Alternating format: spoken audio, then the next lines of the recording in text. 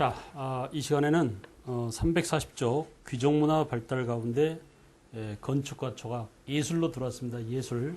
지난 시간까지 이제 그 과학기술 발달 주로 기술적인 측면, 과학과 기술을 주로 봤죠. 오늘은 건축과 조각, 불상 또는 자기 이런 것들을 좀 보겠습니다. 역시 이제 지난 시간에 한 3시간 정도로 끝내려고 그랬는데 자꾸 이렇게 하다 보니까 점점 길어지게 됐어요. 그래서 오늘 이 시간에는 고려 예술, 문화를 마지막으로 정리를 하도록 하겠습니다. 자, 고려의 건축은 먼저 궁궐, 그 다음에 절, 사원 건축이 중심이 되었다. 여러분들이 잘 알죠. 그래서 궁궐이라든지 절 건축이 중심이었다. 그런데 고려의 궁궐은 현재 남아있는 게 없습니다. 개성 만월 때 궁궐 터만 남아있어요. 알겠어요? 잠깐 우리가 뒤에 가서 좀 보고 올까요? 궁궐 터가 남아있습니다. 그래서 이게 바로 그 개성 만월 때 궁궐 터죠. 알겠어요? 그리고 이제 이게 그 가상으로 만들어 놓은 모형도입니다. 모형도. 이렇게 개성 만월 때가 있었고, 그 다음에 13세기 이후에 주심포 양식의 목조 건물. 자, 이거 보세요. 고려시대 목조 건물이 현재 남아있어요. 아주 중요합니다. 이 목조 건물 3가지 여러분 반드시 알아둬야 돼요. 고려시대, 우리나라에서 가장 오래된, 그죠? 가장 오래된 고려시대의 목조 건축물들이 있는데 가장 오래된 게 안동 봉정사 극락전이에요. 알겠어요? 봉정사 극락전. 그래서 이게 제일 오래됐고, 이보다 한 10몇 년 정도 늦게 만들어진 게 바로 영주에 있는 영주 부석사 무량수전입니다. 무량수전. 영주 부석사 무량수전. 알겠죠? 영주 부석사 무량수전 안에 있는 부처님도 유명합니다. 불상도. 이따 이제 또 보여드릴게요. 그리고 이 건축물, 영주 부석사 무량수전. 영주 부석사 무량수전의 배흘림 기둥에 기대서서 이런 책도 있더라고요. 여러분도 아마 기억이 날 겁니다. 알겠어요? 그만큼 이제 유명한 절입니다. 저도 이렇게 굉장히 좋아하고요. 영주 부석사. 나의 문화유산 답사기를 쓰셨던 누굽니까? 문화재청장을 하셨던, 유홍준 교수도 우리나라 사찰 가운데 가장 아름다운 사찰 가운데 하나가 바로 영주 부석사 무량수전 아니냐라고 하는데 정말 멋있습니다. 알겠죠? 원래 이제 사찰 자체가, 절 자체가 그 명당터에다 이렇게 절을 세우기 때문에 주변의 경관과 잘 어우러지는, 알겠어요? 또 거기 안에 가면은 굉장히 그 명당터의 땅의 기운에서 느껴지는 포근함, 안락함, 행복감 이런 것들이 있기 마련이에요. 알겠죠? 하여간 어쨌든 거기 가면 이렇게 또 이런 아름다운 건축물과 함께 또 멋있는 불상, 이런 기운들 이런 것들을 느낄 수 있는, 여러분도 가끔 가보세요. 영주 부석사 무량수전. 그리고 그 충청도 예산에 있는 예산 수덕사 대웅전이 있습니다. 대웅전. 전부 다 절 건축물들이죠. 극락전, 무량수전, 대웅전. 이렇게 안동, 영주, 경상도 영주예요. 충청도 충남 예산이죠. 예산 수덕사, 대웅전. 이 3가지 목조 건물이 우리나라에서 가장 오래된, 알겠어요? 고려시대의 목조 건물인데 아마도 안동 봉정사 극락전이 제일 오래됐을 것이다 라고 얘기합니다. 뒤에 이제 그림이 나오니까 한 번씩 보기로 해요. 자, 그 다음에 석탑은 뭐냐? 석탑은 신라 양식을 계승한 것들이 있어요. 현화사 7층탑이라든지 또 개성에 있는 개성 불일사 5층 석탑 이런 것들은 옛날 신라 탑 양식을 계승했어요. 여러분 잠깐 피드백 해보세요. 신라시대, 통일신라시대 석탑은 되게 어떻다고 그랬죠? 기단부를 높이고 각층의 폭과 넓이를 과감하게 줄여서 안정된 모습의 3층 탑이 전형적인 통일신라 석탑이라고 했죠. 통일신라시대에. 대표적인 통일신라시대 석탑이 바로 뭡니까? 그렇습니다. 석가탑이 있잖아요. 그죠? 또는 가문사지 3층 석탑 이런 것들이 바로 통일신라를 대표하는 그런 석탑인데 그런 것들의 흔적이 남아있다 이겁니다. 아시겠죠? 그래서 이렇게 신라 양식을 계승한 것이 있는가 하면은, 자, 이제 고려시대가 오면은 독자적인 조형의 형태를 갖추고 또 하나는 뭐냐? 아주 다양한 형태의 탑들이 많이 건축이 됩니다. 그래서 자, 목조 건축물은 봤고, 그 다음에 탑은 우리가 고려시대 탑의 특징을 보자면, 석탑이죠, 석탑. 고려 석탑. 첫째, 신라를 계승한 것도 있다. 어떤 게 신라를 계승했냐? 불일사 5층 석탑 같은 경우 신라의 전통을 이어받은 것들이 있다 이거야. 그 다음에 또 송나라 영향을 받은 게 있습니다. 송영향. 알겠어요? 예, 중국 송나라 영향을 받은 것은 고려 전기에 만들어진 월정사 팔각 9층탑이에요. 알겠어요? 월정사 팔각 9층탑. 그죠? 나중에 고려 후기가 되면 원나라 영향을 받아. 원나라. 그래서 원나라 영향으로 만들어진 뭐가 있어요? 예. 경천사지 10층 석탑이 있습니다. 경천사지 10층 석탑. 그래서 이렇게 고려 석탑의 가장 중요한 또 특징은 뭐냐면 다각다층입니다. 다각다층. 알겠죠? 통일신라 시대 같은 경우는 3층 탑을 전형적인 하나의 모범으로 만들었는데 고려는 어때요? 5층, 7층. 알겠죠? 또는 뭐 8각 9층 이렇게 8각 9층 또는 10층 이렇게 층수도 다양해지고 또 이 탑의 위에서 내려다보면 탑에 뭡니까? 지붕 부분이 이렇게 팔각형으로 된 것도 있습니다. 알겠어요? 팔각 9층탑 이렇게 다각 다층탑이 유행했다. 이런 고려탑의 특징과 함께 이름들을 좀 잘 알아두실 것. 다시 한번 얘기합니다. 불일사 5층 석탑, 신라의 전통 양식을 개성한 것. 탑은 층수가 높아졌지만 탑을 만드는 기법이나 알겠어요? 탑의 조형이 신라의 전통을 이어받은 것이다 이거야. 송나라 영향으로서 월정사 팔각 9층탑 그리고 원나라 영향을 받은 경천사 10층탑. 알겠죠? 자, 특히 경천사 10층탑은 나중에 뭐냐? 온각사지 탑에 온각사지 10층 석탑에 영향을 줍니다. 알겠죠? 조선 세조 때, 조선시대에 만들어진 원각사 10층탑에 영향을 주는 경천사 10층탑. 이런 내용을 잘 알아두실 것. 자, 여러분, 또 고려시대에는 이렇게 부처님의 사리를 모셔두는 석탑 말고 승려들의 사리를 모셔두는 뭐예요? 승탑이 또 많이 만들어졌습니다. 우리가 이제 승탑이 만들어진 시기를 이거 뭐라고 그럽니까? 승탑 다른 말로 부도라고 하죠. 옛날에는 부도 한자로 부도라고 했어요. 승탑이라고도 하고 부도라고도 하는데 역시 신라의 승탑 양식을 개성한 팔각 원당형이라고 하잖아. 신라의 승탑 양식을 팔각 원당형이라고 그래요. 그래서 여주 고달사지 승탑이랄지 알겠어요? 또는 뭐 이런 것들이 되게 신라 양식을 개성한 것이 있는가 하면은 또 한편으로는 전혀 이제 새로운 모습의 그런 승탑이 나타나기도 합니다. 역시 이제 모양을 보면서 우리가 다시 한번 보기로 해요. 다양한 조형미와 다양한 형태로 이렇게 석탑이 발전하게 된다. 변형돼 갑니다. 알겠죠? 그 다음에 불상은 주로 석불이나 금동불이 주류를 이뤘고 금동불은 뭐냐? 신라를 계승한. 알겠어요? 초기에는 주로 철불을 많이 아주 중요합니다. 고려시대에는 주로 쇠로 만든 철불이 유행했었다. 알겠어요? 규모가 큰 철불이 유행했었고 광주 춘궁리에 있는 춘궁리 철불이 유명하죠.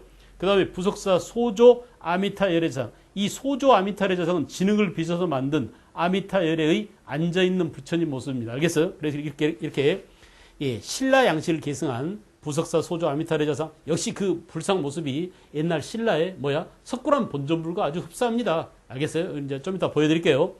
그 다음에 석불은 금동불은 그렇고요. 그 다음에 석불은 뭐냐?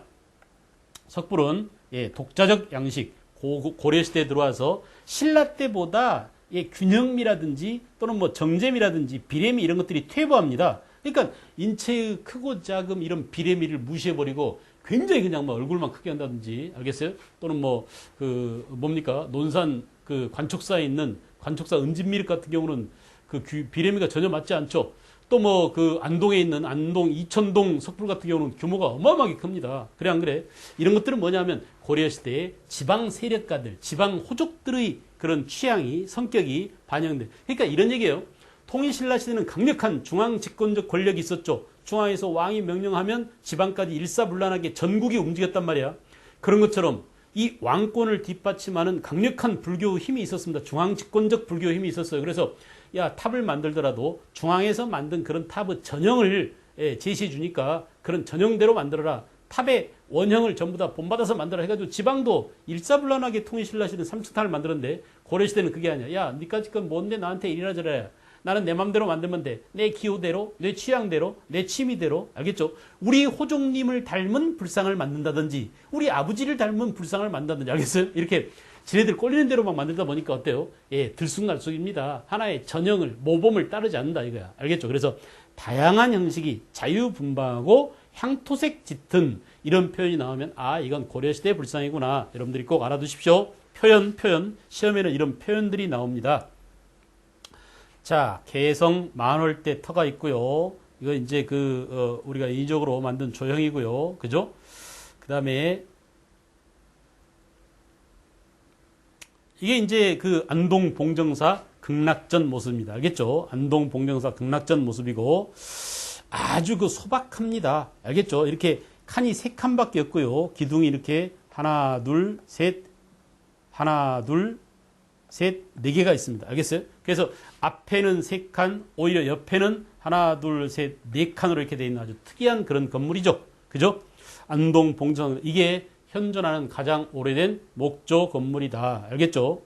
그 다음에 이제 우리가 이제 주심포 양식 또는 뭐 다포 양식 이렇게 얘기하는데, 자, 우리가 목조 건축물을 보면은 목조 건축물인데 지붕은 뭘로 이었어요? 지붕은 무거운 기와를 얹었습니다. 그러다 보니까 이 지붕의 무게가 건축물에서 차지하는 비중이 굉장히 크단 말이에요.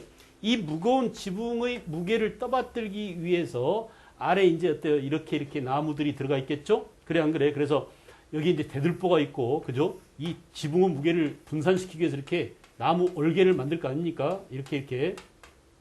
그래, 안 그래요? 이렇게 얼개를 만들고, 여기 이제 전부 다 뼈대를 댑니다. 이 뼈대들이 밖으로 삐져나온 게 바로 뭐냐? 이게 삐져나온 게, 여기에 이제 이렇게 뼈 쪽 이렇게 나온 게 있어요. 이렇게. 마치 이것을 소의 혓바닥 같다고 그래서 쇠서라고 합니다. 소혀라는 의미야. 이걸 우리가 공포라고 하는데 이 공포가 기둥 위에만 이렇게 삐쭉삐쭉 삐져나온 공포가 있으면 이거 뭐라고? 기둥 위에만 포가 있다고 해서 주심포라고 합니다. 알겠어요? 주심포라고 하고 주심포. 알겠죠? 주심포. 그 다음에 기둥과 기둥 사이에도 이렇게 삐져나온 포들이 많으면 이걸 뭐라고 그래? 포가 많다 그래서 마늘다. 알겠어요? 포가 많다 그래서 마늘다 다포 양식이랍니다. 다포. 알겠죠? 이렇게 보세요. 지금 제가 이제 그림을 어설프게 그렸는데 이렇게 밖으로 삐져나온 이게 포입니다. 포가 기둥 위에만 있으면 뭐라고? 주심포라고 하고, 기둥과 기둥 사이에도 이 포들이 공포가 많아서 포 수가 많다 이거야. 많을 다짜죠. 그럼 뭐라고? 다포라고 합니다. 되게 이제 고려 아까 적어드린 3가지 알겠어요? 안동 봉정사 극락전, 또 뭐 영주 부석사 무량수전, 또 예산 수덕사 대웅전 이런 것들은 거의가 다 주심포 양식입니다. 알겠죠? 그런데 서광사 응진전이랄지 고려 후기에 만들어진 알겠어요? 이런 건물들, 그 다음에 이제 조선시대가 되면 이런 주심포보다는 겉 외관을 화려하게 보이기 위해서 포를 많이 배치하면 화려해지죠. 왜냐하면 여러분 봐봐. 이 포에다가 아주 화려한 원색의 단층을 칠하잖아요. 그러니까 건물이 아주 으리으리해집니다. 포가 많아지면. 그래서 우리가 앞에 봤다시피 안동 봉정사 극락전 같은 경우는 어때요? 굉장히 소박하죠. 기둥 위에만 포가 있기 때문에 아주 단정하고요. 알겠어요? 소박한 그런 모습을 보여주는데, 다포 양식으로 가면 고려 말부터 조선시대로 넘어와서 공포가 많아지는 그런 건물들을 만나면 야, 되게 건물이 화려하네. 웬 치장이 이렇게 부산스럽게 많을까? 이런 느낌을 주게 되는 겁니다. 알겠어요? 그래서 그걸 보여드리려고 지금 이 그림을 집어넣었고요. 그 다음에 이제 이게 바로 영주 부석사 무량수전입니다. 아까 봤던 안동 봉정사 극락전하고 약간 다르죠? 안동 봉정사 극락전이 이렇게 맞배 지붕이라면 지붕 모양이, 기와 지붕 모양이 이런 모양으로 돼 있는 것, 이런 모양으로 돼 있는 이런 지붕을 뭐라고? 팔짝 지붕이라고 그래요. 말로 한번 해보세요. 뭐라고? 팔짝 지붕 양식을 띠고 있다. 알겠죠? 여기도 보십시오. 이렇게 배흘림 기둥입니다. 엔타시스 양식이라고도 하죠. 건물 기둥의 가운데 배가 볼록 튀어나온 것을 뭐라고요? 엔타시스 양식이라고 하고, 이렇게 기둥 위에만 이렇게 포가 설치되어 있으면 이걸 뭐라고? 주심포 양식이다. 따라서 여러분, 이렇게 영주 부석사 무량수전은 주심포 양식과 건축 기법상 또 뭐요? 또 뭐? 엔타시스 양식 또는 뭐야? 배흘림 양식. 그죠? 우리가 이것을 엔타시스 양식이라고도 하고 배흘림 양식이라고 하는데, 이런 기법이 이렇게 적용돼 있다라는 거.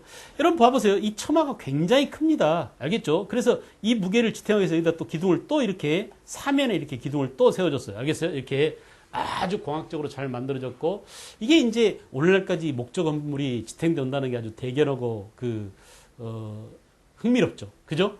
우리가 이제 아파트 같은 경우 어떻습니까? 우리가 근현대에 지은 아파트도 수명이 뭐 20년이네, 30년이네 그러는데 말이야. 당시 그 고려시대에 지었던 이런 건축물들이 아직도 남아있다는 것은 정말 신기하지 않을 수가 없습니다. 우리 조상들의 지혜가, 알겠어요? 수학적, 또 건축학적, 공학적 이런 기법이 대단했다는 것을 여러분이 금방 느낄 수 있어요. 여러분 이렇게 대웅전 이라고 이렇게 써서 나오면 되게 예산 수덕사 대웅전입니다. 여기도 어때요? 자, 건물 밑에 여기 어때? 주춧돌로 이렇게 해가지고 굉장히 마치 타브 기단부처럼 이렇게 굉장히 높이 쌓았습니다. 그럼 어때? 건물의 외관이 훨씬 더 웅장해 보이겠죠. 마치 여러분들이 앉아서 사진을 찍으면 실제보다 키가 커 보이는 것처럼 그런 효과를 주기 위한, 알겠어요? 그렇게 해서 이렇게 석축을 쌓아가지고 기단부처럼 이렇게 건물의 이 부분을 굉장히 높였습니다. 알겠어요? 자, 역시 여기도 마찬가지로 엔타시스 양식이고 기둥 위에만 포가 있기 때문에 주심포 양식입니다. 세 칸으로 돼 있잖아요. 그죠?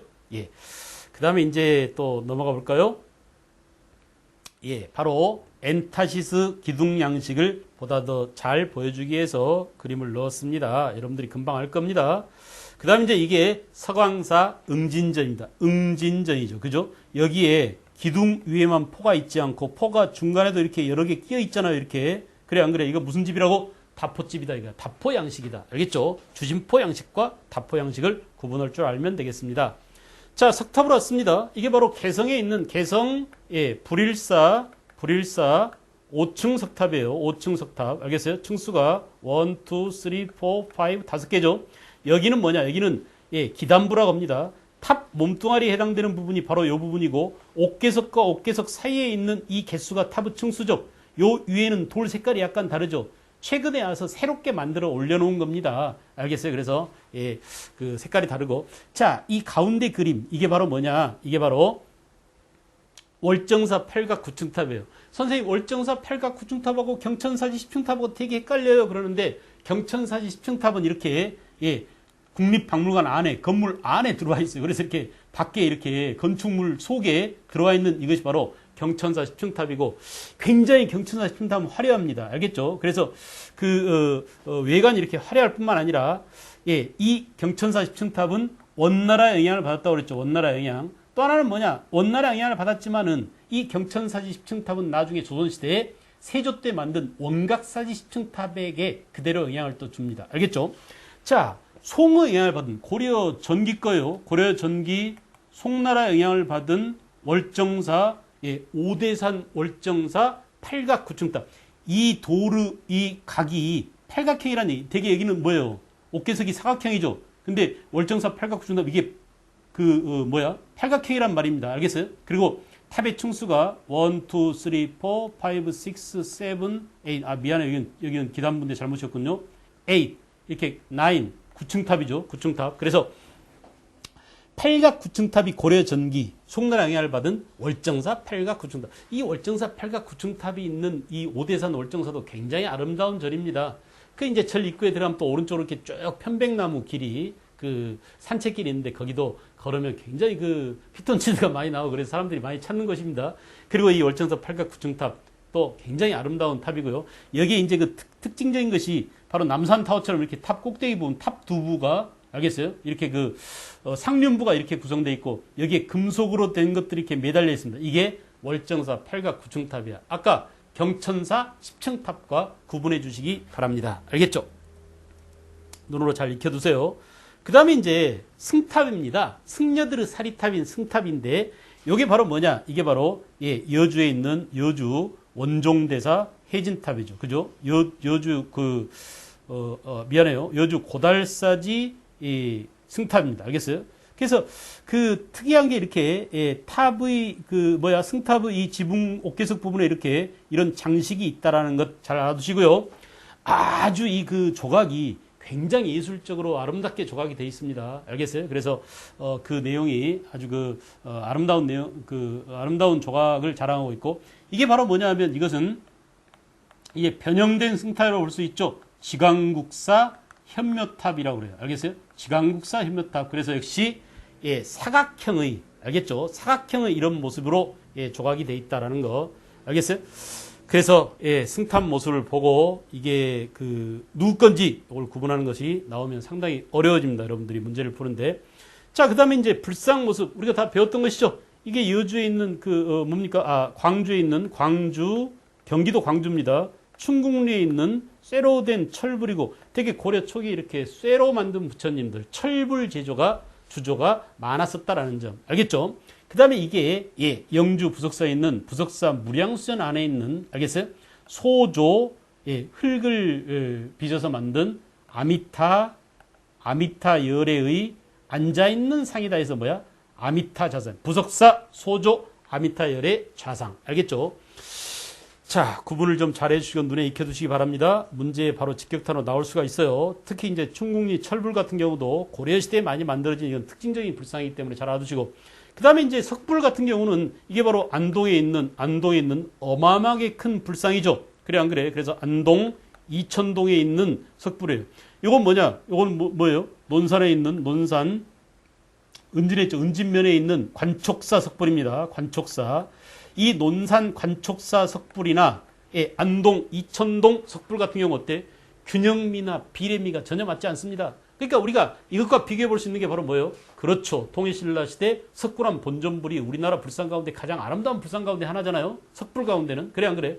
그런데 이 석굴암 본전불 같은 경우는 굉장히 그 선의 미가 아름다운 또 인체의 균형미나 비례미를 고려해서 만든 그런 불상이라면 이런 안동 이천동 불상이나 그다음에 논산 관촉사 석불 이런 것들은 전혀 인체의 비례미를 무시해버린 알겠죠? 그래서 우리가 이걸 다른 말로 뭐라고 그래? 향토색 짙은 또는 호조구 취향이 반영된 지방문화의 특징이 살아있는 여러 가지 언어적 표현이 나오면 이건 뭐야? 전부 다 고려시대에 알겠어요? 지방문화를 대표하는 이런 석불들이 있다는 점 꼭 기억해 주십시오. 알겠죠? 그래서 이거 봐. 신라보다 퇴주했고요. 불상 만드는 비례미나 균형미 이런 것들이 예, 더 그 다운그레이드 됐으니까 퇴주했다고 볼 수 있죠. 그 다음 또 뭐야? 인체의 비례가 불균형하고 자유분방하면서 향토색 짙은 또 뭐라고? 호조구 취향이 반영된 이런 표현을 이런 불상에 대해서 이런 표현을 쓸 수 있다라는 점 됐나요? 그 다음에 이제 예, 건축 그리고 석탑 그 다음에 승탑 그리고 불상까지 봤고요. 그 다음에는 이제 청자공예, 자기공예로 왔습니다. 자기공예. 자, 여러분 그냥 청자가 불쑥 튀어나온 게 아닙니다. 우리는 이미 예, 삼국시대에 예, 자기 만드는 기술이 발달했어요. 그래 안 그래? 토기가 자기로 발달. 알겠죠? 자기. 그래서 토기는 뭐냐? 토기는 한 벌 구워, 한 벌. 알겠어요? 흙을 빚어서 그릇을 만드는데 그릇을 한 번만 굽습니다. 그죠? 그러면 이 토기는 뭐예요? 초벌 한 번만 굽기 때문에 되게 예, 물을 흡수합니다. 흡수성이 있어요. 흡수성. 알겠어요? 그리고 광택이 없습니다. 그러니까 예, 그 액체를 담기가 곤란해. 액체 담아놓으면 물을 담아놓으면 다 빨아들여 버린단 말이야. 알겠죠? 여러분 이제 흙으로만 요즘 화분들도 말이야. 아주 플라스틱이니 뭐 이런 것들로 만든 화분이 많아가지고 예를 들 수 없는데 옛날에는 화분을 되게 흙을 구워서 만든 이렇게 토기로 만든 화분들이 많았어요. 그런 화분에 이렇게 그 물을 부어놓으면 물이 남아나지 않습니다. 다 빨아들여 버려요. 알겠죠? 이렇게 흡수성이 있고 광택이 없는 이런 토기가 이제 어때요? 요거는 재벌 두 번 굽습니다. 토기를 구워가지고 다시 거기다가 유약을 또 바르고 기름약을 또 바르고 다시 이것을 1300도씨 이상의 고온으로 구워요. 그럼 어떻게 돼 이제? 예, 물을 담아도 흡수하지 않아. 흡수성이 없고 대신 뭐야? 아주 반짝반짝하는 광택이 납니다. 알겠죠? 이렇게 벌써 삼국시대부터 이렇게 토기 만드는 기술이 자기술로 이행돼 가고 있었는데 고려시대에 와서는 뭐냐? 고려시대에 와서는 송나라에서 자기 기술이 전래돼 들어왔어요. 그래서 우리도 송의 자기술을 받아들여서 더욱더 발전하게 되더라. 알겠죠? 이렇게 그 토기 만드는 기술에서 자기 만드는 기술로 이행돼 가고 있어. 거기다가 이제 얹어서 뭐냐? 송나라에서 새로운 자기 만드는 기술이 들어와서 더욱더 자기가 발달. 자기는 이제 왜 중요합니까? 불가에서는 주로 차를 먹는다든지 또는 뭐야? 차를 담아놓는다든지 그죠? 또는 뭐 그 향불을 피워놓는다든지 또는 불경함을 만든다든지 이게 전부 다 자기로 만들어졌습니다. 알겠죠? 고려시대 청자 같은 경우는 말이야 심지어는 그 지붕에 청자 기와를 만들어서 올리는 경우도 있었습니다. 그러니까 고려 귀족들이 얼마나 화려한 그런 생활을 했는지 우리가 짐작이 가죠. 그래 안 그래? 그래서 베개를 만들기도 하고요. 여러 가지 뭐 술병이며 또는 뭐 접시며 사발이며 알겠어요? 여러 가지 용도로 자기를 만드는데 자 고려 자기는 초창기에는 이렇게 송우 기술을 받아들이는 수준이었지만은 11세기에 와서 독창적인 청자가 만들어집니다. 이 독창적인 청자가 뭐냐? 이른바 빛이 나는 비색 청자입니다. 비색 그러면 좀 애매하지만은 여러분들이 이제 그 옥 색깔 있잖아요. 옥 색깔 빛이라고 합니다. 알겠죠? 그런 뭐랄까 연두색보다 더 옅은 뭐라고 말로 표현할 수 없는 그런 아주 신비한 그런 책을 칠을 해서 송나라 사람들도 말이죠. 고려의 비색 청자를 천하의 제일의 명품으로 이렇게 삼았다고 할 만큼 그런 독창적인 경지에 이르게 된다. 알겠죠? 그러다가 12세기가 되면은 우리가 또 으뜸으로 치는 게 바로 뭡니까?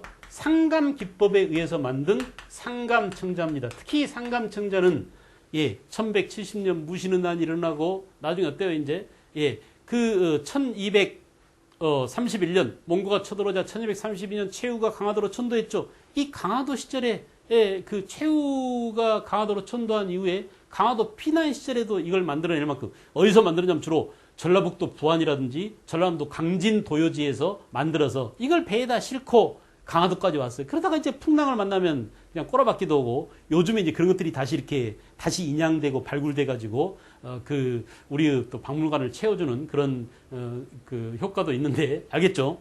자, 그래서 상감청자가 아주 독창적인 또 하나의 청자로서 유명합니다. 알겠어요? 특히 12세기 이후에 상감청자 기술이 발달했다. 이 상감청자는 뭐냐? 원래 청자를 만들 때의 태토에 알겠어요? 고령토를 기본 흙으로 삼죠. 자기를 만드는 거기다가 이제 흑색, 검은색 흙이나 또는 뭐예요? 그 하얀색 흙을 무늬를 낸 다음에 거기다가 끼워 넣어서 만든 알겠어요? 무늬를 내는 그런 기법을 상감 기법이라고 합니다. 그러니까 이 상감 기법은 언제가 제가 말씀드렸는데 이 상감 기법은 청자에만 나오는 게 아니야. 어떤 물질에 새로운 물질을 끼워 넣어서 무늬를 내는 기법을 상감 기법이라고 그래요. 우리가 좀 이따 이제 금속 기술에도 나오지만은 바로 이 고려 시대에 만들어진 은입사 기술, 알겠죠? 청동 바탕에다가 은을 끼워 넣어서 뭐 버드나무도 그리고, 알겠어요? 포도도 그리고 이렇게 해서 포류, 수금무늬, 정병 이런 것들도 어때? 금동으로 만들었지만 은입사를 해서 만든, 알겠어요? 상감 기법으로 만든 것입니다. 그러니까 상감 기법은 뭐냐? 무늬를 내는 기법이 상감 기법에서 만들었다라는 겁니다. 알겠죠? 그러나 이제 고려 후기가 되면 원나라로부터 원해에서 북방 가마가 들어옵니다.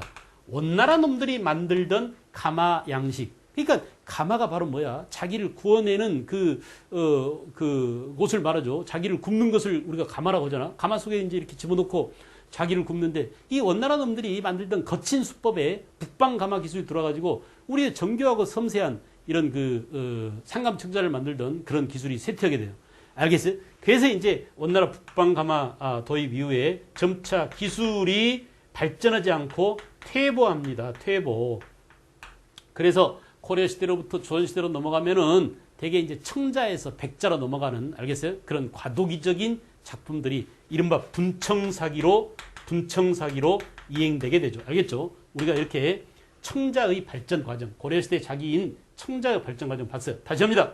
고려시대는 뭐라고? 송나라 자기 기술을 받아들였다. 그 전에 우리가 토기를 자기로 만드는 기술을 내부적으로 우리 전통적 기법에서 만들고 있었는데 송나라 발전된 기술을 수입해서 이제 우리는 고려 초기에 11세기에 독창적인 아무 무늬도 없습니다. 그냥 빛이 색깔이 나는 그런 비색 청자를 만들었다. 이것 자체가 하나의 굉장히 뛰어난 명품이었다. 알겠죠? 그 다음에 이제 우리가 자랑에 맞지 않는 상감청자가 나오고 그러나 이 상감청자 기법은 고려 말 원간섭기 이후가 되면은 점차 기술이 퇴보해서 청자에서 백자로 이행되는 분청사기로 넘어가더라라는 겁니다.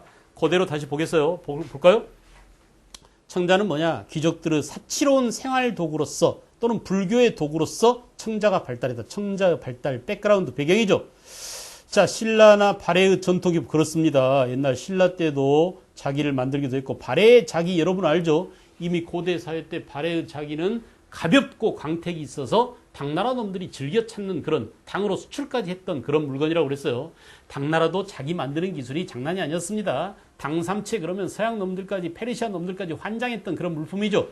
그런 좋은 자기가 있는 당나라가 발해의 자기를 수입해 갈 정도로 우리 발해 자기가 뛰어났다 이거야. 그 발해 사람들이 고려로 많이 왔잖아요. 그러니 자연히 고려의 자기 만드는 기술에 영향을 줬겠죠. 신라의 기술을 이어받기도 하고 발해의 기술을 이어받기도 하고 거기다 플러스 뭐야? 송나라 기술을 얹어서 알겠어요? 그래서 송의 자기 기술을 수용해서 그렇습니다. 우리 전통과 외래 문화의 이 합작이 이루어졌다고 볼 수 있죠. 11세기가 되면 고려적이 독특한 미가 이게 바로 뭐라고요? 그렇습니다. 순수 청자 또는 뭐라고? 빛이 나는 비색 청자라고도 합니다. 됐죠? 그 다음에 이제 상감 청자가 개발되더니 13세기까지 특히 강화도 시절까지 이렇게 상감 청자가 굉장히 좋은 수준 높은 상감 청자들이 많이 만들어졌다. 그러나 고려 말 조선 초기 원나라로부터 북방 기마민족들의 가마 만드는 기술이 북방 그 가마 기술이 도입됨으로써 알겠어요? 분청사기로 바뀌었다. 청자에서 백자로 이행되는 알겠어요? 백자로 이행되는 그런 과도기적인 작품이에요. 여러분 생각해보세요. 이제 태토가 거칠고 그 가마를 잘못 만들어가지고 불을 잘못 떼면은 구멍이 빵빵 균열이 생기거나 그렇습니다. 그런데 초벌구이 한 다음에 이렇게 균열이 생기고 그러면 어때요? 이 균열을 또는 구멍을 메꾸기 위해서 여러분 봐봐. 남학생들은 잘 모르겠지만 여학생들은 파운데이션 압니다. 얼굴에 빵꾸 나고 말이죠. 곰보 자국 있고 이런 것들 어때? 전부 다 메꿉니다. 그러니까 남학생들, 여학생들 맨 얼굴, 민낯 그러죠. 민낯을 봐야지. 이렇게 분칠한 얼굴만 보고 있다가 나중에 민낯을 보고 뜨억하고 막 헉하고 막 하지 말고 알겠어요? 분을 바르면 그런 균열이나 그런 그 작은 구멍들이 메꿔져 가지고 보다 더 이제 어때요? 좀 부드러운 매끄러운 그런 모습이 되겠죠. 이렇게 청자의 거친 면을 컴프라치하기 위해서 마치 여성의 그런 거친 얼굴을 뭐예요? 파운데이션을 발라서 카바하듯이 마찬가지로 청자가 원나라 북방 가마 기술 이후로 청자 기술이 퇴보하자 이걸 카바하기 위해서 거기다 분을 샥 발랐어요. 그러다 보니까 어때? 이제 점차 청자가 무엇으로? 백자로 변해가더라 이거야. 오케이. 그래서 청자에서 백자로 가는 과도기적인 작품이 뭐냐? 분바른 청사기 뭐라고? 분청사기가 됩니다. 알겠죠? 자기보다 나빠져서 사기입니다. 알겠어요? 우리가 이제 보통 흔히 쓰는 밥그릇, 이거 사기 그릇 그러잖아요. 이게 자기까지 이르지 못한 품질이 떨어진 이런 것들이 사기죠. 분청사기. 자, 여러분 자기를 받고 고려시대 자기를 받고요. 그 다음에 공예로 왔습니다. 공예. 고려시대 공예 가운데 금속공예 뛰어난 금속공예 바로 뭐라고? 은입사. 아까 말씀드렸던 청자와 함께 불교 도구로 발전. 이 대표적인 은입사가 뭐라고? 그 포류, 수금무늬, 정병이 있어요. 알겠죠? 청동으로 만든 청동 포류 수금무늬 정병이라는 긴 이름의 물건이 있습니다. 뒤에 가서 또 보여드릴게요. 그 다음에 나전칠기는 뭐냐? 이 나전칠기도 아주 중요합니다. 이 나전칠기도 당나라 때 우리나라에 들어왔어요. 그러니까 조개 껍데기를 가지고 그죠? 그 조개 껍데기 뭡니까? 진주조개나 이런 것들 보면은 안에가 이제 굉장히 그 영롱한 빛깔이 나잖아요. 그곳을 이렇게 쪼각내 가지고 붙여서 무늬를 내는 요즘은 그런 농을 갖고 시집가는 사람이 없습니다만은 아마 여러분 어머니 아버지 때만 하더라도 자개농 가지고 시집을 가야 됩니다. 알겠죠? 그 결혼할 때 혼수품으로 꼭 갖고 하던 게 자개농이며 또는 뭐 자개로 만든 그런 가구들이 있는데 화장대며 이런 것들을 갖고 왔었는데 요즘 번거롭고 하니까 그런 가구들을 주로 안 갖고 가고 되게 이탈리아에서 수입해온 그런 가구들을 더 선호하죠. 모던한 현대적인 그런 가구를. 근데 우리의 전통 기법으로 만든 그런 자기공예가 있었습니다. 알겠어요? 자, 그런데 다시 말씀드리면 당에서 수입해왔던 이 자기공예가 고려시대에 와서 얼마나 발달했던지 오히려 중국 송나라가 고려에서 수입해 갔습니다. 알겠죠? 그런 게 하나 뭐가 있더라? 종이 만드는 기술. 종이도 원래 한나라 때 중국에서 종이를 발명했잖아. 체륜이 종이를 발명했잖아요. 중국이 원조입니다. 그럼에도 불구하고 고려시대에 종이 만드는 기술이 뛰어나서 고려의 종이를 천하의 명품으로 알고 중국 애들이 환장하고 종이를 사갔다. 알겠죠? 이런 식으로 말이죠. 그 생활용품이거나 사치용품이었는데 현재까지 나전칠기 명산지가 바로 어디입니까? 통영 충무입니다. 충무죠. 충무. 그래서 충무 나전칠기 그래요. 특산물이 충무는 김밥이 아니라 나전칠기죠.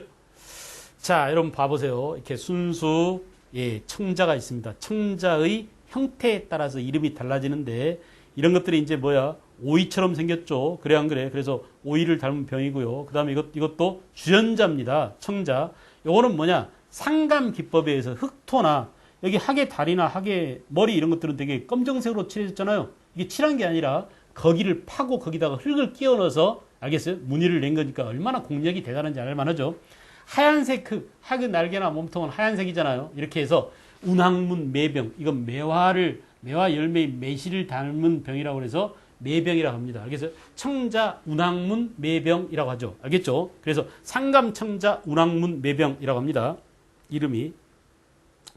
그 다음에 이제 이것도 이른바 그 국화 모양의 무늬가 있는, 그죠? 흑토와 백토를 이렇게 끼워 넣어서 무늬를 낸 청자, 상감청자라고 볼 수 있고요. 그 다음에 이제, 예, 그 다음에 이것은 은입사입니다. 이거 봐봐. 청동 바탕에 은을 끼워 넣어서, 이런 무늬를 낸, 알겠어요? 은을 끼워 넣는 이런 기법을 뭐라고? 예, 상감 기법이라고 한다. 그죠? 그러니까 청자도 상감청자가 있듯이 금속공예 가운데 은입사는, 알겠어요? 사자가 실사자입니다. 은을 실처럼 만들어서 이렇게 은실로 무늬를 끼워 넣어서 낸 상감 기법으로 만든 이런 것들이 있다. 포류 수금무늬, 이게 바로 뭐예요? 예, 청동으로 만들어진, 그죠?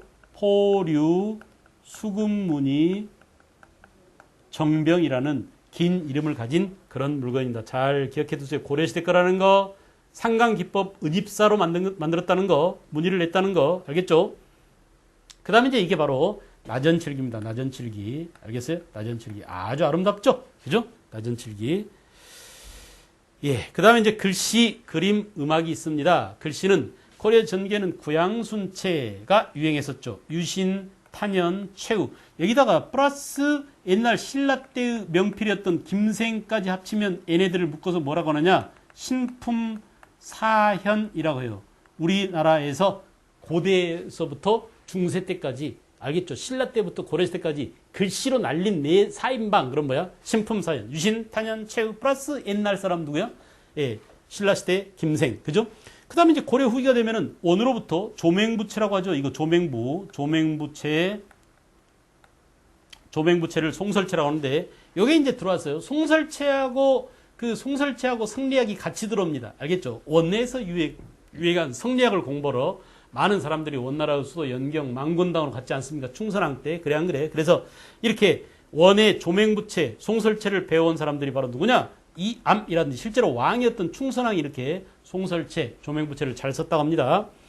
그 다음에 음악으로서는 동동, 대동강 이런 고유 우리 음악이 있고, 향악, 향자 들어가면 우리가라고 그랬죠. 그 다음에 당의 음악을 수입해서 송의 음악을 수입한, 예, 대성악이 궁중 음악으로서 유행했다. 예, 민간에서는 고유 음악으로서 뭐야? 향악이, 동동, 대동강, 동자 들어간 놈들이군요. 그 다음에 궁중 음악으로서는 악이 유행했었다. 그림, 예성강도를 그린 이령, 알겠죠? 이령과 이광필은 부자지간입니다. 이령의 아들 이광필이죠. 그래 안 그래? 예성강도가 있었다고 하는데 현재 전하지 않아요. 현재 전하지 않고 천산대렵도는 공민왕이 그렸는지 어떤지 모릅니다. 하여간 공민왕이 그렸을 것이라고 추정은 합니다. 이 공민왕이 노국대장 공주를 만나가지고, 원나라 몽고 여자잖아요. 이 노국대장 공주와 사랑에 빠져가지고 이제 정치를 완전히 망쳐버립니다. 왜냐하면 사랑에 빠져서 망친 게 아니라 노국대장 공주가 살아있을 때까지만 해도 정치를 잘 했었어요. 근데 노국대장 공주가 애를 낳다가 죽었어, 난산으로. 그래 안 그래? 그러다가 이제 그 노국대장 공주가 죽은 다음부터는 정치의 뜻을 잃고 이렇게 아주 생활이 문란해집니다. 일설에 의하면 동성연애를 했다고 그러고, 공민왕이. 우리가 쌍화점이라는 영화를 봐서 여러분들이 어느 정도 알고 있죠. 그래 안 그래? 그러다가 결국 이제 공민왕이 결국은 죽음을 당하는데, 공민왕이 이렇게 뭐랄까 퇴폐적이랄까 이렇게 타락하기 이전에 그림도 아주 잘 그리고 굉장히 정치도 잘하고, 우리가 이제 공민왕의 개혁정치 내용 보면은 공민왕이야말로 정신 똑바로 박힌 사람이었구나, 어느 간섭을 떨쳐버리고 자주성을 회복하려고 했던 그런 공민왕 아닙니까? 그런 공민왕의 개혁정치를 했을 때의 공민왕의 기상이 이 천산대렵도에 그려져 있다고 볼 수 있습니다. 여러분들이 이제 좀 이따 그림을 볼 텐데 아주 대사냥이야. 렵자가 수렵하다 할 때 렵자입니다. 사냥하다 할 때 엽자예요. 알겠어요? 그래서 천산에서 큰 사냥놀이를 하고 있는 그런 모습을 그렸어요. 근데 말을 타고 달리는 장면이 저 멀리 고구려의 벽화 무용총에 있는 호랑이한테 활을 쏴대면서 말을 달리는 고구려의 무사의 그런 말과 아주 흡사한 그런 박력 있는 호방한 호전적인 기백이 넘치는 그런 그림을 그렸어요.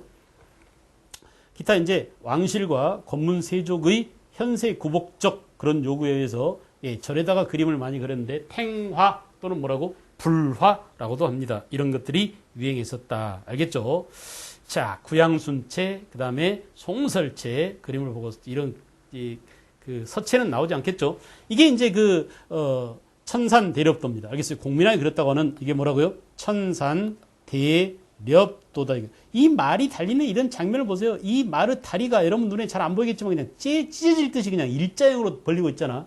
실제로 말이 이렇게까지 벌어지지는 않는데 아마 과장돼서 박력 있는 호방한 그런 모습을 보이기 위해서 그 말의 채찍질, 달리는 말의 채찍질을 하고 있는 이런 모습. 근데 아직도 이제 어때? 그 머리 모양을 보니까 원나라의 그런 몽고의 그런 풍습이 남아있다고 볼 수 있습니다. 그 다음 이제 이거는 뭐냐? 이거는 뭐예요? 유명한, 관음상이죠? 그죠? 관음상. 그래서 관음수월도, 수월 관음도라고 합니다. 알겠어요? 이렇게 그 광배 모양을 이렇게 버드나무 이파리 모양으로 해서 이렇게 그 그림을 그렸어요. 그래서 아주 유명한 고려의 불화입니다. 아까 말씀드린 탱화 불화가 많이 그렸어요. 이 불화 가운데 이렇게 뭐예요? 이 관음보살도 이런 것들이 일본에 많이 남아있어요. 우리나라의 아주 뛰어난 그런 예술품들이 알짜들은 일본에 또 많이 남아있죠. 여기까지 해서 고려 문화를 정리하고 이제 다음 시간부터는 또 조선시대의 문화, 근세 문화로 넘어가도록 하겠습니다. 수고했어요.